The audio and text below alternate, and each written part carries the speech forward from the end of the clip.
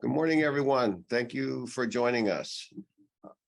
This is a mediation seminar webinar on mediation and negotiation in the virtual world, the ethics, the technology, and the best practices. Today, our guests are the Honorable John P. DiBlasi, who's had an illustrious 10 years on the Supreme Court of New York in the Commercial Division, where he has handled hundreds of matters.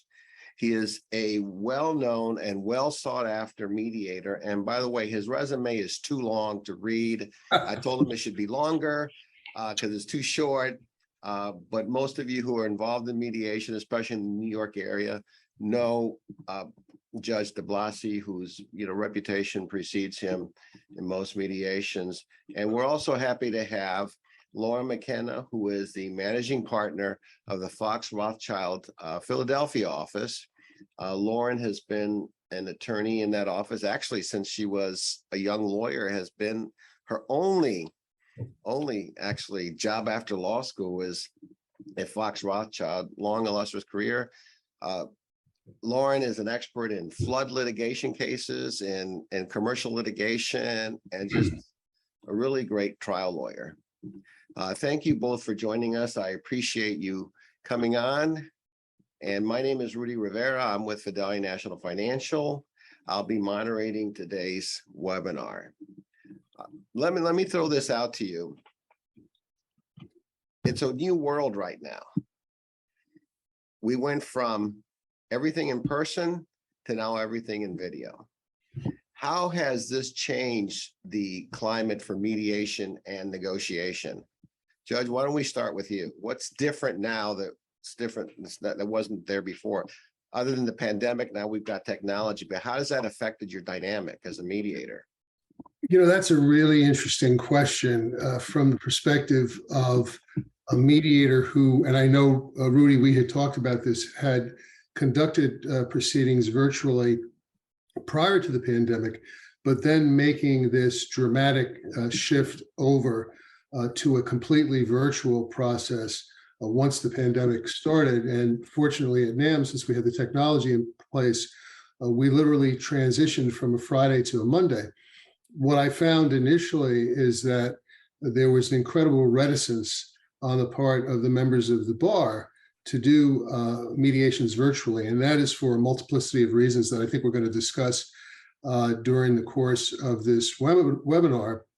But over time, once the realization came about that it was going to be impossible to come back in person, and I would honestly say in the, let's say, 3 years that the pandemic has been going on, I've only had 10 or 12 cases where the requests have come in to go back in person.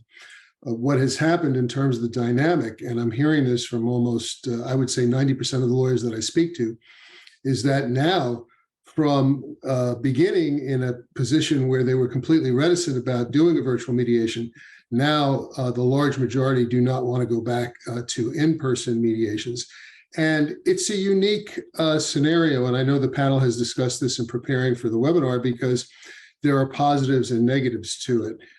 I don't want to go too far into that because I know Lauren is going to touch on a lot of this, but I think, most importantly, from my perspective, is that we do have buy-in.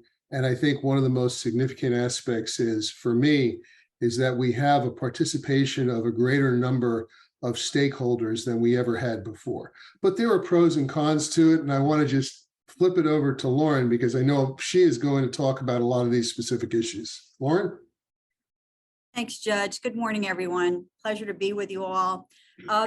In response to Rudy's question, I think it's been an evolution. At the start of the pandemic, we really didn't have a choice. If we wanted to move a case forward, we had to do it virtually. Most of us were not working in person.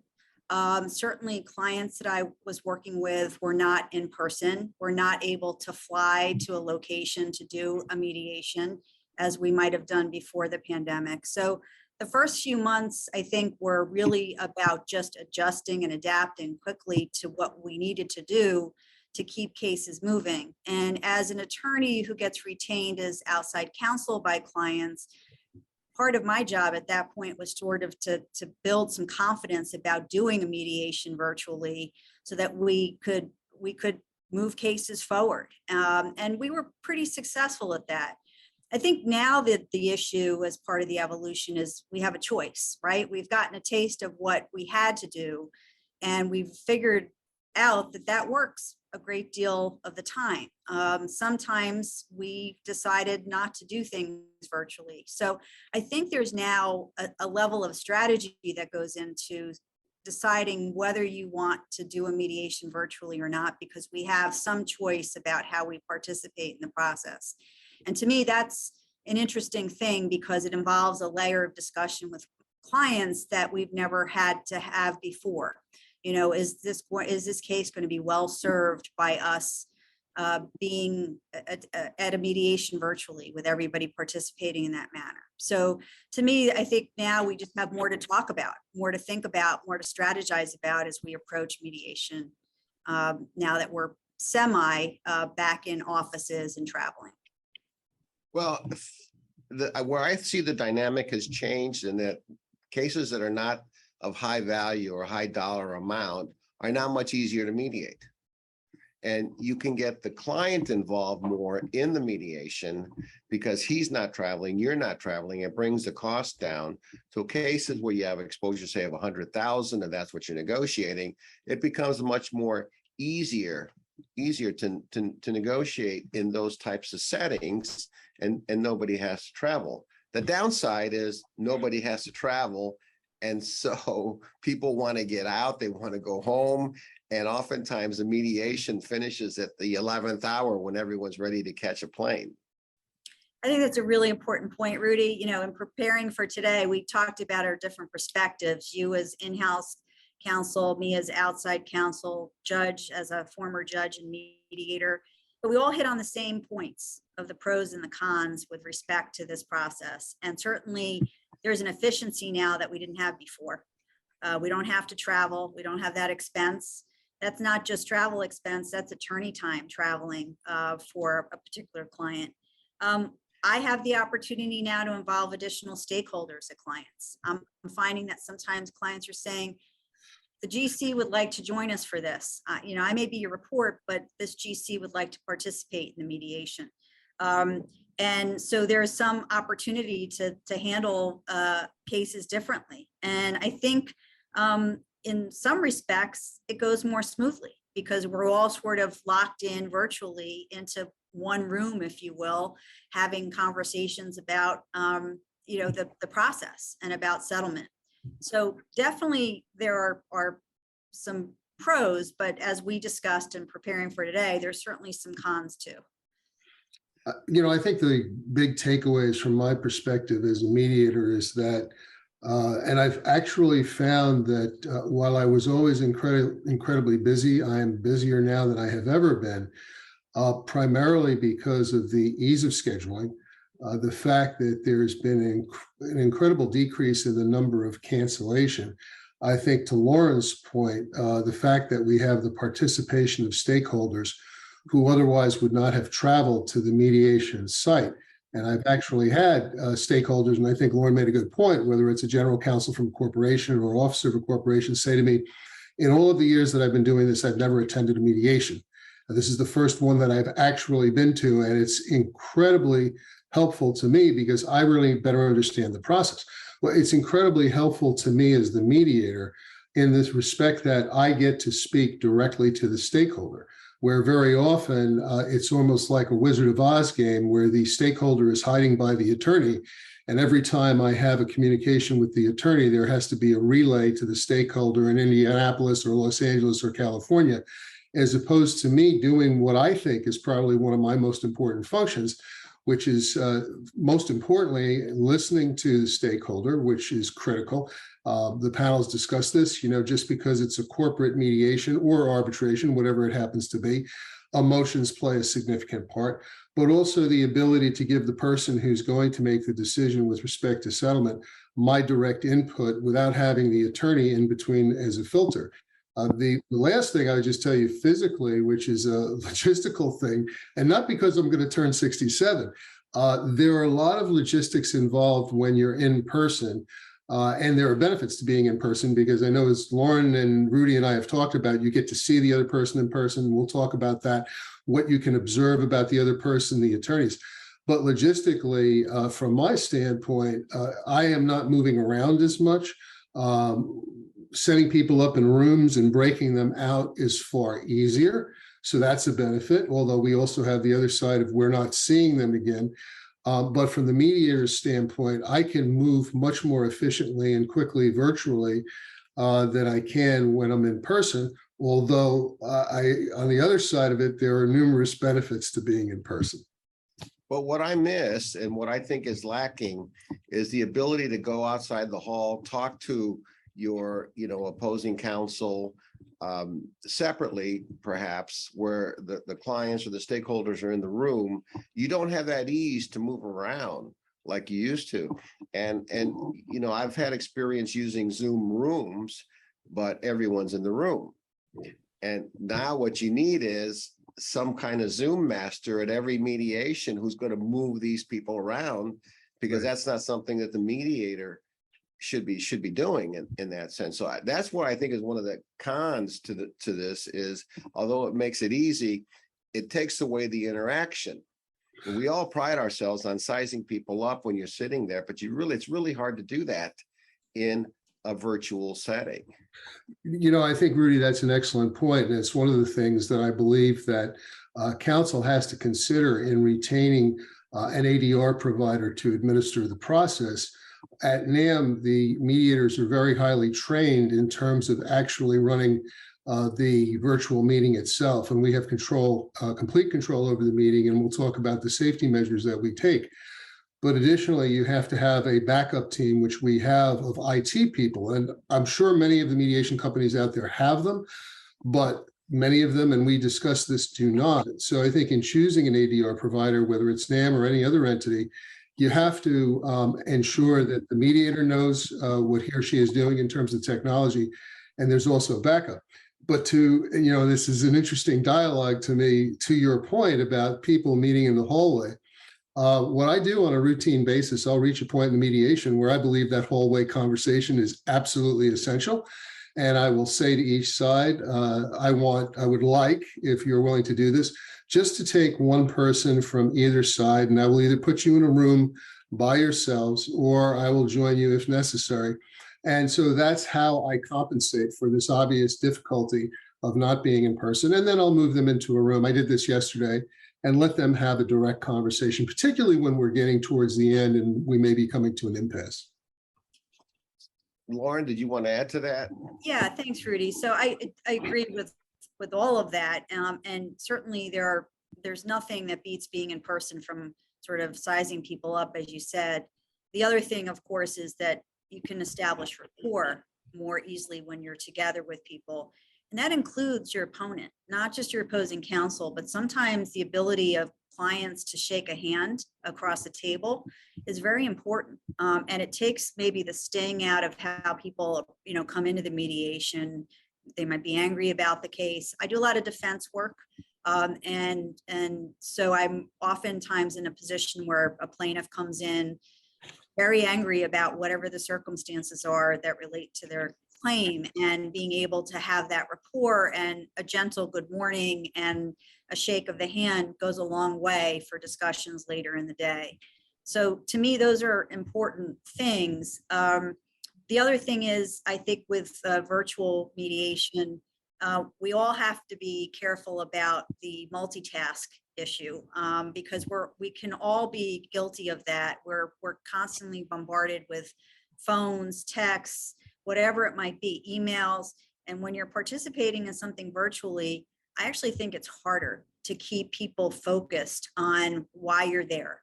And that includes not just the attorneys, but clients who are very invested in the process, but they are running, a lot of different things at one time. And it's not unusual to be getting emails popping up as you're on a virtual mediation. So part of my job, and I think the mediator's job, is to really make sure that we stay focused on why we're there, and not get weary, because technology, if you're using it 5, 6, 7, 8, 9, 10 hours a day for mediation, can really just make people weary and sort of less engaged. That's true. There is Zoom burnout. I was in hearings through Zoom in a matter in Anguilla for 2 days, glued to the computer, glued on Zoom, and she just want to you want to turn it off. What do you then make the decision that this mediation has to be in person, or it's okay to do it by Zoom? Because people will often think, well, let's do it for Zoom, it's convenience. But I think the additional analysis has to go. Can this mediation, can this negotiation be successful via Zoom? And I think that's the additional analysis the court needs to make. When you've got people who are angry, for example, the in-person meeting may be just what you need, because in some cases where I've been involved in private practices, sometimes the defendant or the plaintiff wants to hear, I'm sorry, wants a sincere apology, wants to know that his interests are being looked after, and you can't do that in a Zoom. We talked about that a little bit yesterday, right? We talked about, well, how do you prepare and what are the cons of virtual mediation? And I think I said, sometimes it just doesn't make sense. It just does not make sense for your case, because your objective is to settle the case, to do a mediation virtually. And I think I related a couple of experiences I had during the pandemic. Early on, I had a case where it was out, I practiced in Philadelphia, but I had a case out in the Pittsburgh area, and we knew that case would not settle if those plaintiffs participated virtually. We just knew there needed to be an in-person touch. And so I flew to Pittsburgh when people weren't flying, but that was what was needed for that case. More recently, we had a significant title matter that we knew was not going to resolve unless we could have that rapport being built, not only between the parties, but with the mediator's help, with sort of assisting the parties.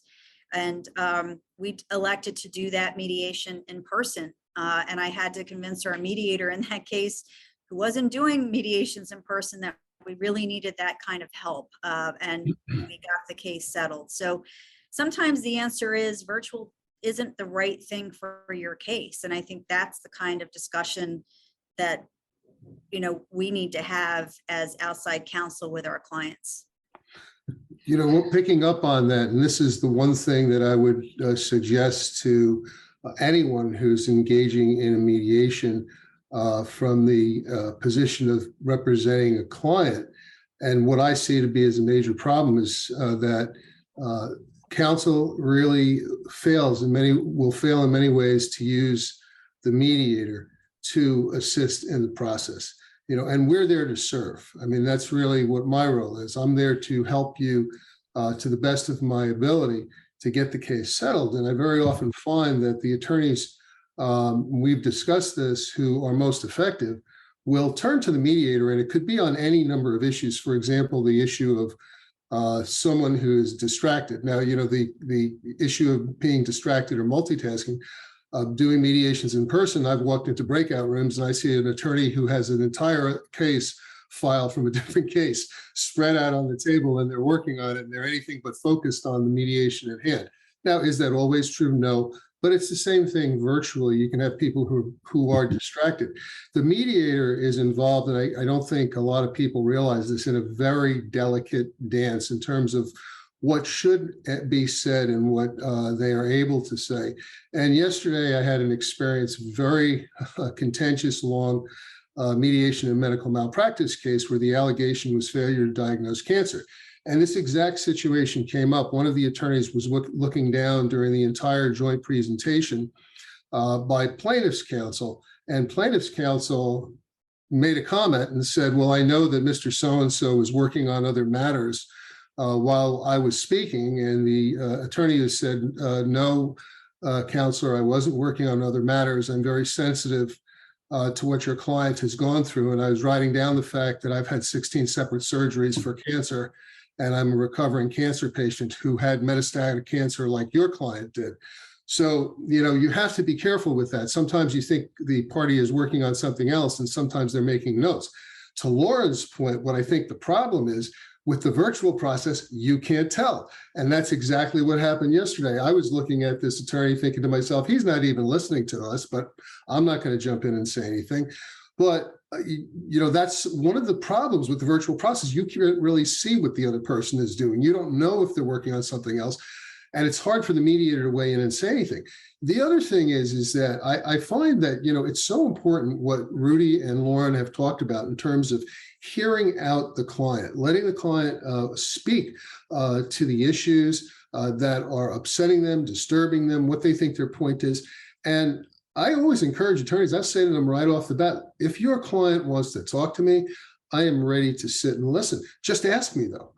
Just ask me. If you want my opinion with respect to an evaluative view of the case, and you want me to share it with your client, ask me to do so. But I find there's very often a failure on the part of the attorneys to say to the mediator, hey, we need your help with this particular thing. I have a problematic client and I need you to talk to them, or they're very angry and I need you to hear them out. So my point is, if there's any way that we can help you, use us, ask us. If we can't, we can't. That's something else. But please use us. Please ask for our help.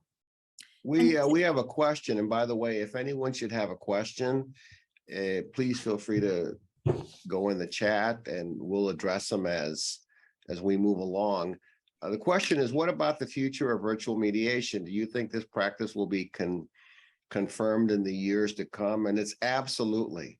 I don't think we're ever going to go back to this. This is here to stay. And it's not just in mediation. Colleges are doing it. Everyone's doing it. Companies are incorporating teams. It's here to stay. I don't see it going away. I don't either, Rudy. And so I think, because there are efficiencies that come with this that are really ideal for clients. And, we talked a little bit about what that means then, because knowing this is going to be the common course for many mediations, what do you do to prepare and maybe blunt some of those cons we talked about doing things virtually? And just, to Judge's point, one of the things he said is important to me as counsel, which is I always speak to the mediator in advance of the mediation. I will call and introduce myself and say, want to introduce myself. I represent so-and-so. I know you're going to hear a lot about this case, maybe through submissions, but I just want to let you know who I am before we get on a screen together, and what I see maybe are the challenges or issues surrounding the mediation so that I can have a rapport with the mediator. I find that's hugely helpful because, as Judge said, it then gives the mediator the opportunity to understand the lay of the land, which may not be as easy to pick up on virtually going into the mediation. And I found that is uniformly helpful if you think about it that way. I mean, that's one thing you can do to prepare. And the other thing, of course, is to establish communication protocols. Think about all those issues we've been talking about. How are you going to talk to your how are you going to talk to the mediator if you need to access the mediator? How are you going to speak to opposing counsel? Sometimes it helps to have a separate one-on-one attorney-to-attorney conversation. And how are you going to speak with your own client? Sometimes you're in a room and there are people coming in and out. How are you going to communicate with your client? Will you be texting your client separately? Will you be having a sidebar, perhaps through a conference call? All things to think about, since I think virtual mediation is here to stay. And that's an important ethical issue too, because when you're texting between each other in Zoom, depending on how it's set up, those texts are recorded. Well, that's, an interesting thing. And that goes to the security issues that NAM at least has in place. And again, you have to confirm with your ADR provider what security protocols they're offering you. At NAM, very early on, we created a platform while we use Zoom. We are not actually on the Zoom platform. We have our own platform. We have separate identification protocols for people to get in that are encrypted. Zoom cannot collect information from our meetings. Chat is disabled. There is no chat during the course of our meetings. Video recording is disabled. In fact, You cannot even screen share unless the mediator allows it. And that was put into place very early on to prevent Zoom bombing. Not that anybody would get into a mediation and Zoom bomb you. It was probably the least interesting thing that people want to get involved I in. think there are a lot more interesting things Right. to Zoom bomb Right. than mediation. And we are also, and this is extremely important, and these are things that you should talk to your ADR provider about.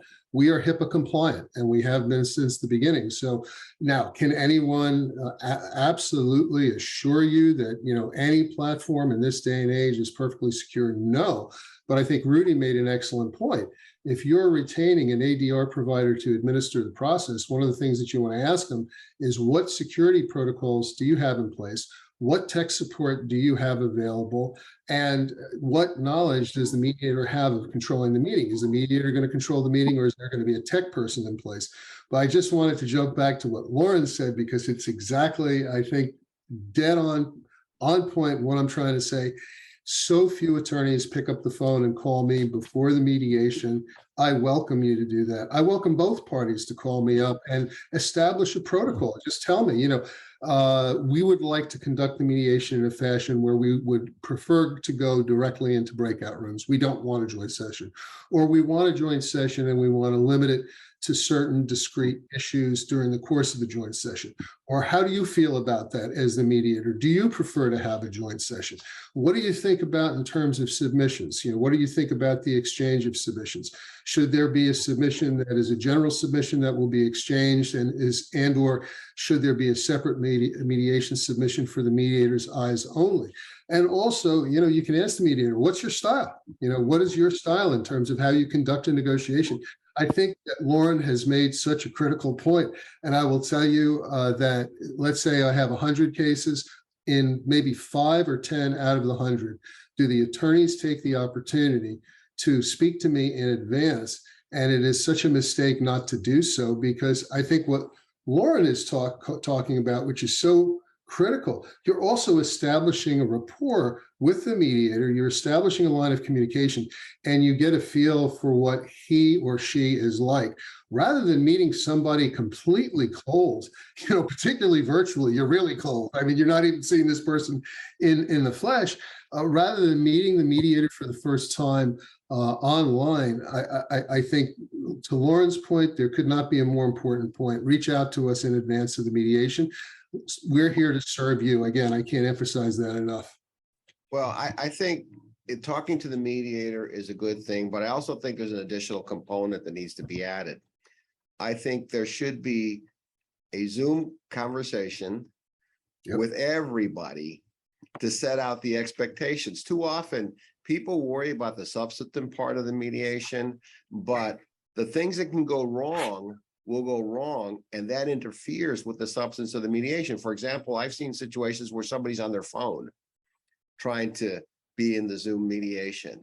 Be specific about what the client needs to have in terms of technology. Get on your computer, not your phone. I mean, I've seen people, I'm going to hold up my phone, that are on a Zoom call and they're trying to do this to listen. And what you see is their ear. And then get all the parties comfortable with the security, the technology, how it's going to work. That is important to get these household questions, these housekeeping questions, so you're not struggling with that along the way. Now, Judge, let me ask you this question. When we talk about ethics, now you've got an IT person there who is possibly listening, who's not a party. How are they bound? I mean, are they subject to the attorney-client privilege? And again, this is, you know, a critically important question, and it goes back to what I discussed earlier. You really should speak to your ADR provider in advance about that.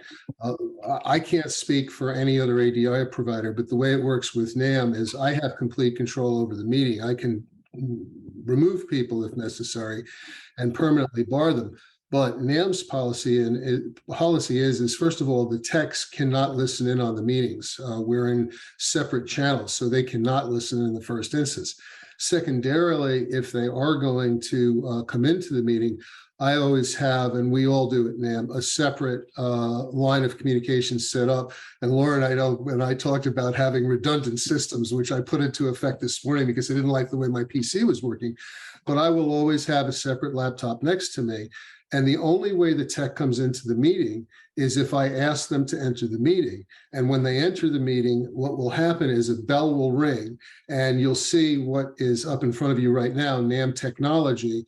And I will say, everyone, please stop. Or I'll say to them in advance, we're going to have a NAM tech join the meeting. Stop any discussion of the case. However, Rudy, you make a very good point. I can't speak for any other ADR provider. And it's a very good point. We talked about this yesterday, who's also in the room potentially when we have a mediation going on. And I'll toss it back to you and Lauren on that. I don't want to go too far with this. Lauren, you want to comment on that? Sure. So I want to just go back to a really important point the judge raised earlier, which is think about who you're choosing to serve as your mediator. I mean, Judge just laid out a whole host of sort of administrative support and strategy that can get you comfortable that you're using the right service for the mediation that you're doing. Early on in the pandemic, I had a mediation with a local mediator who was a one-man band, and he was launching into the virtual world at the same time everybody else was, and he struggled to use the technology that he needed for the mediation. That was really disconcerting for us as users of his service. And it was not productive for trying to settle the case because we were so concerned. And it wasn't just, the defendants, it was every party in the case about whether we were actually, the rooms were being switched and things were happening the right way, that it actually became a distraction. So to me, one of the first decisions you need to make, even now, when we're used to virtual mediations, is who are you going to use to support the mediation, and are they capable of handling not only the tech issues, but are sensitive to some of the privacy privilege issues that we've just talked about? Well, we've all had to be IT people in some form because we're all doing this using Zoom or Teams in some form or another. I also think there needs to be an admonition in some cases, probably in all the cases. For example, if I wanted to, I can take my cell phone, it's on speaker, and I can record the entire proceeding outside of Zoom. And that's honestly, I think, some people's fears. Well, we're in the Zoom call, but I don't know what recording devices are outside there. And if you're in a, this is not on topic, but if you're in a deposition, who's there behind the wall feeding answers? And those are issues that come up. Yeah, that is, and I'll address that. And my generalized answer is that if the mediator does not address these issues up front, then counsel should request. Again, I go back to the same thing, that the mediator address these issues. And, I'll give you a checklist as to what you should be asking. But I just wanted to touch base on a point that Lauren made that I think cannot be emphasized enough, and that is the importance of personal contact. And Rudy, you mentioned this also with the mediator and maybe all the parties, on Zoom beforehand. And it's just a very short war story I will tell, because it's one of the few cases that I'm free to discuss, because it was a public matter where the settlement had to be approved by the County of Westchester. And it's the Jeffrey Deskovic case, where he was vindicated of committing a rape and murder for which he was incarcerated at the age of 16 for a period of 16 years. And not only completely vindicated, the person who committed the crime was found in California serving a life sentence for a similar crime. But this is a young man who went into a correctional facility, maximum security facility, at the age of 16 and got out in his 30s. And when I was asked to do the mediation, I immediately said to the parties, it wasn't suggested to me, but I said to the parties, I said, I really feel I need to speak to Jeff Deskovic before this mediation. I took it upon myself.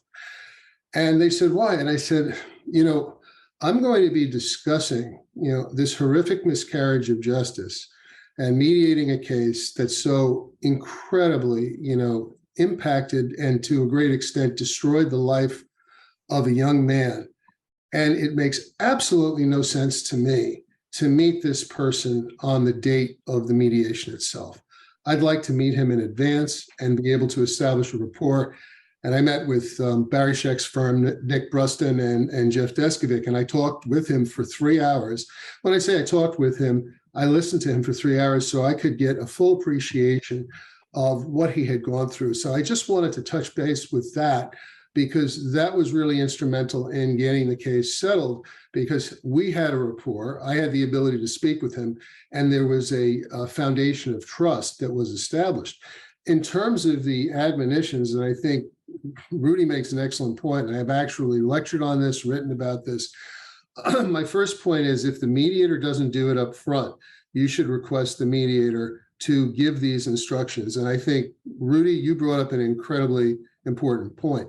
We at NAM can do everything possible to secure the platform, but I cannot, or we cannot, control the behavior of individuals who are on the screen. And you're absolutely right. Someone could be recording the process. Someone could be recording the negotiations. Someone could be recording the arbitration process. So the first admonition that I normally give is no one is allowed to record this process. Recording is disabled. It would be unethical to do so. You're not allowed to do so. The only exception might be is if the parties agree in an arbitration to have the proceedings transcribed, but I give that instruction up front. The second thing I say to the parties is, I can only see the person who's on the screen, generally speaking, although sometimes I will be able to see two lawyers. I ask that, are you, or the person who's on the screen, are you the only person in the room? Is there anyone else in the room with you who is listening to this mediation process? Who is that person, and what is their role during the course of the mediation process? I'm going to ask you not to use any other electronic devices during the mediation process and give your full attention, I think, which Rudy and Lauren have pointed to. And can I guarantee this? Of course not. But I think it carries weight with attorneys when the mediator says, I need your full attention during the course of this process. Respectfully, you shouldn't be multitasking when we're in a joint session. I certainly can't control what you do when we're out of it. But also, please turn your phones off, because I've had that happen in the middle of a mediation. And I will admit, I'm guilty of it. It's happened to me where I didn't put my phone on Do Not Disturb. It happens.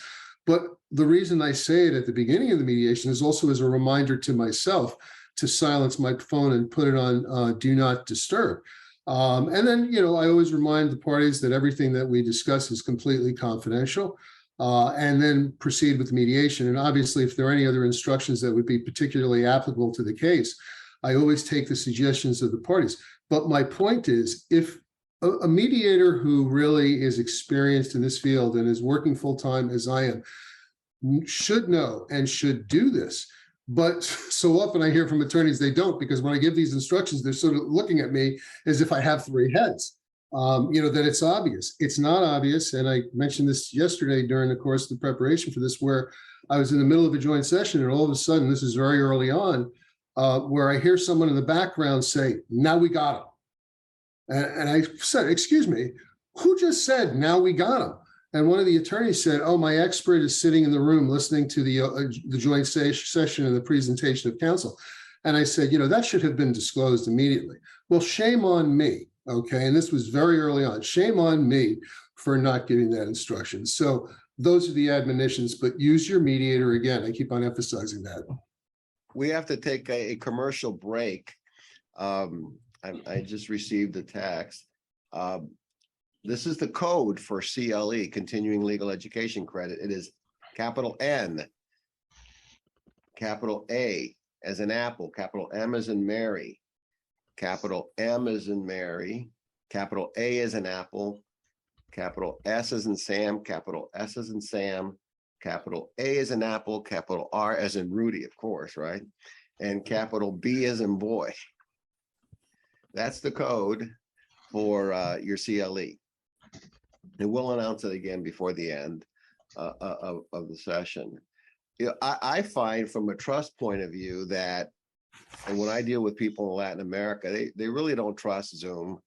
They don't trust Teams. They don't trust anything. I find that I get more frank conversations when I'm face to face with them, for the simple reason of they don't know if you're recording. And so you have to have really a lot of trust factor. when it comes to that. And I think that's why I think the initial call is important.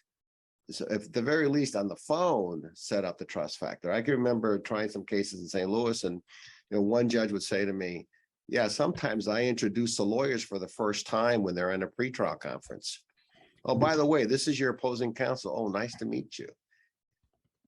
Yeah. The virtual age has basically eliminated a lot of that. I think that's something we need to go back to. Yeah, it really is all about preparation. I mean, we keep coming back to different issues and how to address them, and it really is all about preparation. And where do you start with that preparation? And it begins as early as deciding whether you're going to have virtual mediation or not. And if you're going to have virtual mediation, who do you choose for the mediation? And then if you're going to do virtual mediation, how do you prepare your client for that process? I mean, I just think there are so many things we could talk about in terms of establishing parameters for how you do this. It's not as simple as opening up your laptop and just deciding to do something a little differently. I think there's a lot of strategy that needs to go into how you do it. And your objective is to settle your case, right? Well, there are two practical questions I've had for each of you. When you come to a settlement and everyone's there in person, you sign a memo. It says, this is the agreement. So nobody has buyer's remorse and you can enforce a settlement. Judge and Lauren, I would ask, how do you do that in a virtual mediation when nobody's there to sign? How do you pass around this memo? Would you use digital signatures when you draft the memo? I've seen as much as like 5-page memorandum of understandings in mediation say, yeah, this is the agreement. Mhm. Well, I think that, and again, I just want to jump back to something, Rudy, that you and Lauren discussed, which is what I would suggest to, again, anyone who's doing mediation, and particularly when you said settlement, that triggered this comment. Do a conflict check. NAM does conflict checks on every case that we have. If you're doing a mediation with me, you can request a conflict check. And it's not so much, you can request a conflict check, yes, but you can also see how many cases out of the 4,000 cases I've mediated over 15 years, have I mediated X number of cases with a particular law firm? Have I ever mediated a case with the same attorney from a law firm? What were the results with respect to those cases? So one of the other things that I would suggest doing, NAM does this as a matter of course, is to do a conflict check.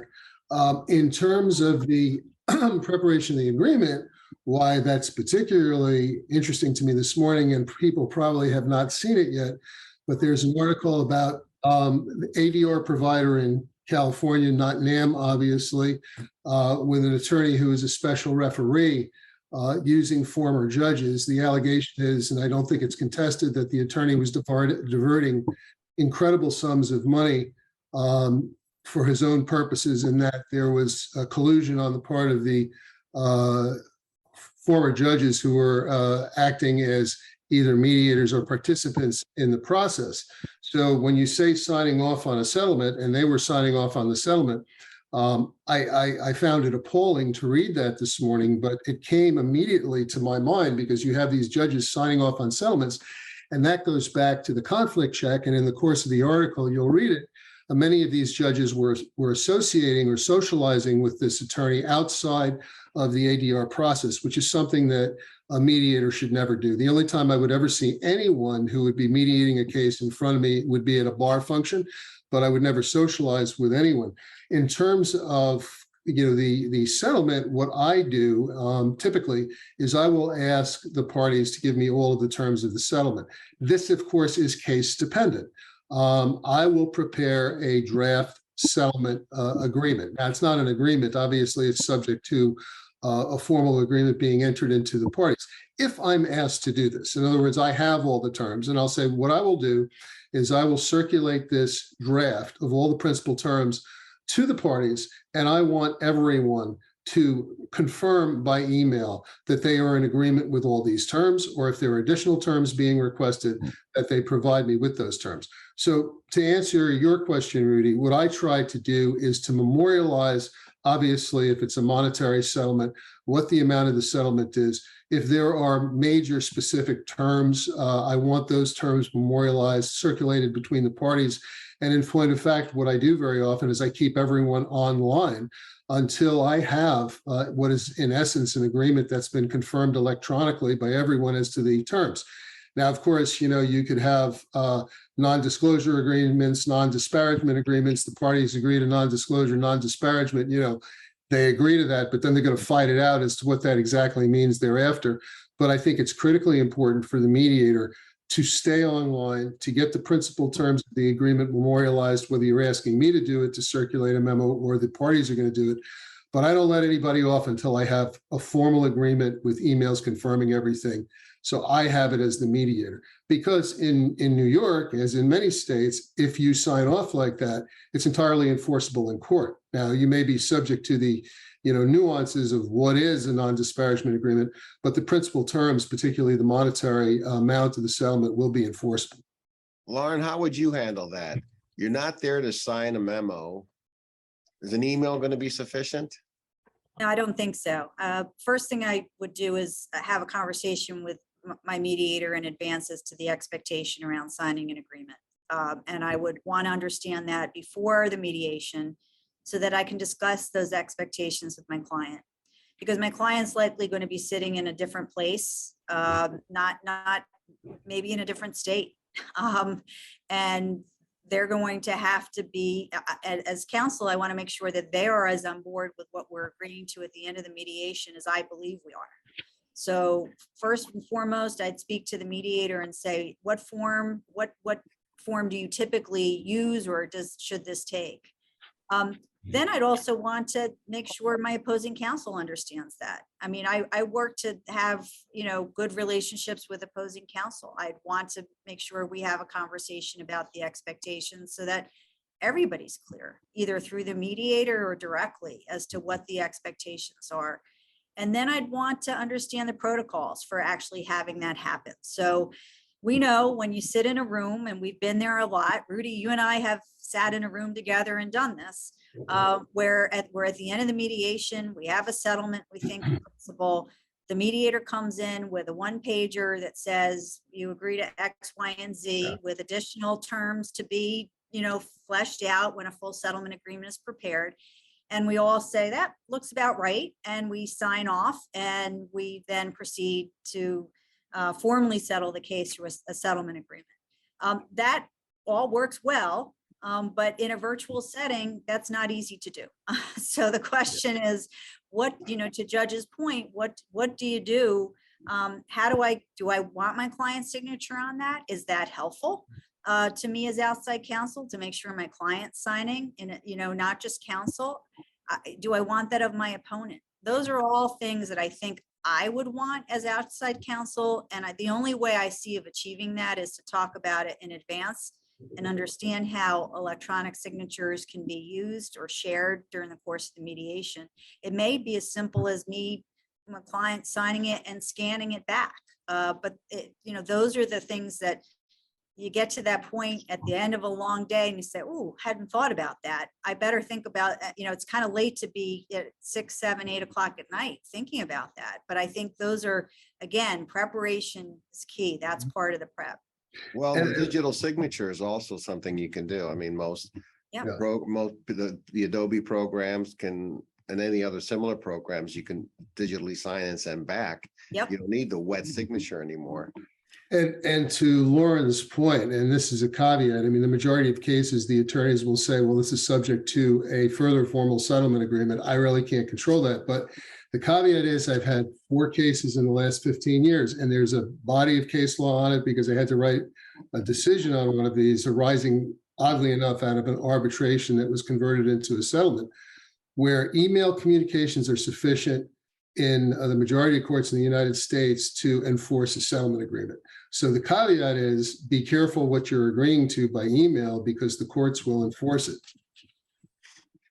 as a practical thing, one of the things that we look to in a mediation is the food that the mediator provides. Because you want to, as a mediator, you want to keep them there. You don't want them going out. You want to keep them there. Sometimes you walk into the room when they're eating a sandwich and you're still talking about the case. How do you handle that? I mean, when people want to take a lunch break, they're probably in different places, but do you set up a specific time? I need you to be back here, because that's one of the downsides, I think, to doing the virtual mediation is keeping them there, keeping them fed so that they don't go someplace else and they don't have time to really think way too much about the mediation. Yeah, that's such a great point. And I always tease the attorneys and saying, well, NAM's going to provide you with a virtual lunch around 12 o'clock. I normally will schedule, I'll say to the parties up front, look, we're going to be going for 8 or 9 hours here. Let's figure out when you would like to break for lunch. So we all break simultaneously. It's important for the mediator also, because I need a break. I find I'm working harder in virtual mediations because there's not that lag time in terms of moving back and forth between rooms. So I always set up a time, during the course of an 8-hour or 9-hour case that's going to be going, to say to them up front, look, we're going to break, approximately from 1 to 1:30 or 1 to 1:45, whatever you feel you need. If you need an hour, that's fine. We'll do an hour, and if we have to add that on at the end of the mediation, that's fine. But it's a good point. Keep their sugar levels high, and the case will probably sell. And one other question, and we've talked about this yesterday, Your Honor, and my experience has been, especially in California, when I have a former judge as a mediator, they often think they're still on the bench. And Right. You better settle because, well, when they're on the bench, they say, well, you better settle because you don't know how I'm going to rule and you may not like my ruling. And those of you in the audience who've tried cases, I'm sure have heard that. But you had a really, really interesting way of addressing that, which I thought was really clever. Why don't you tell everybody your comment on that? And I learned this very early on. I've always said that the best mediator who is a former judge is the mediator who has forgotten the fact that they ever served as a judge. Because while some of the skills are, applicable to the mediation process, you do not have the let's say powers available that you do when you're sitting as a judge to push a settlement forward. For example, advancing a discovery schedule, advancing a dispositive motion schedule, advancing a trial date. And we all know, as former trial lawyers and judges have the ability to do that, to push a settlement. Or the judge starts giving you a dirty look or rolling his or her eyes when you're talking about what your settlement position is. There's a fear factor associated with that. And I found that when I became a mediator, having none of those powers, I had to use my wits to get people to do what I believed would help them reach an amicable settlement. And I had a friend who made a comment to me once that said, "You have no power. You mean they actually pay you for this?" I go, "Yes, they do. They do pay me for this." But I don't. You can't strong arm people. And again, I think this goes back to what Lauren was saying, is that what is your mediator's style? I like to sit and wait until the appropriate moment when the parties are ready to hear what I have to say. And then I try to do it in the most fair, impartial, and reasoned fashion that I can, but in very clear terms, telling them what my evaluation is of the case. Lauren, you want to comment on that? I know you and I have been at the same table and we've had judges and non-judges as mediators. Sure. Judge, I'd love to have you as a mediator. You just hit the nail on the head. It is hard when you realize that you think you're in one process and you have somebody who's sort of working with you as a mediator, and you discover that this former judge is still acting like a judge and mediating the case. It makes it a lot harder for people like me. Because it's really, that's, as you mentioned, Judge, that's just not the process, right? It's a little bit more collaborative. I'm relying upon the mediator to be collaborative with me, with opposing counsel. That's all part of the process. And if you feel like you're getting strong-armed, and I've had that experience with several mediators who are former judges, first of all, you're not happy, your client's not happy. And you know, a happy client is important, somebody who's satisfied with the process. And if your client feels like they're just getting pummeled because the mediator is acting effectively like a judge would and saying, you got a loser of a case and you better come up with X, and do you know what this case will look like when it goes to trial? I mean, those are all things that are really hard to deal with as outside counsel in terms of tempering the situation and keeping. But Lauren, they'll go to you and say, how come you picked this guy? Exactly. I mean, that's right. I mean, that all comes back to me. Why did we ever agree to mediate before this particular mediator? Let me, Judge, before you go on, let me just read the code again for continuing education. It's N as in Nancy, A as in Apple, M as in Mary, M as in Mary, A as in Apple, S as in Sam, S as in Sam, A as in Apple, R as in Ralph, and B as in boy. That's the code for the continuing education. I'm sorry, Judge, go ahead. No, and again, it goes to the mediator's style. And I know there are a lot of mediators who are hardcore. They're former judges or not former judges. But the way I view a negotiation is this: you have to hear the party out. And before I give my opinion or my evaluation to the client or to the attorneys, I always ratify the arguments that they're making that are valid. And I give recognition to what arguments they are making that are valid. You know, it's not just like, well, I think you should do this on the case and you're going to lose the case and this is what's going to happen. But then what you have to do is say, but respectfully, and I always say, my opinion in $2.50 will get you the New York Times. But you're paying me to give you my insight, having done this for many years. I think these are factors that you should look at that are going to affect your case as it goes forward. Now, that might be in terms of the venue that it's in or legal decisions that the court may make. But I think the critical aspect for a mediator is, and the way I've always looked at it, and I was the same way as the judge, I always looked at the attorneys before me as my colleagues, even though I was the judge. And I viewed the attorneys who appear before me at a mediation with the utmost respect. And I'll often say to them, you probably don't need me to tell you this. But I think the critical thing, and it goes back to what Lauren was saying, if you strong arm a client in front of their counsel, the client's going to be saying, why did I pick this guy? And particularly if the case does not settle, and the mediator has heard them out and has ratified portions of their position, the client walks away with the feeling that they were treated fairly and that they were heard, even though a resolution could not be reached. Well, you know how you tell a former judge in a mediation to jump off a bridge, right? With all due respect, Your Honor, you're not. It's true. You're not on the bench. Exactly. We're close to the end. I'd like to just end with some takeaways from today's webinar. And the first thing is, I think you need to be more prepared. Is number one. Understand the technology more. And number two, understand that you're not going to have the same personal dynamics that you're going to have as you would in a live session. So as a lawyer, inside counsel, outside counsel, you need to adjust your strategy on how to settle the case. Be more in tune with the technology and make sure that the provider of the services is equipped with the technology, because nothing happens worse than when you see somebody's going to speak and they're going to say something brilliant, but you can't hear them because everything is garbled.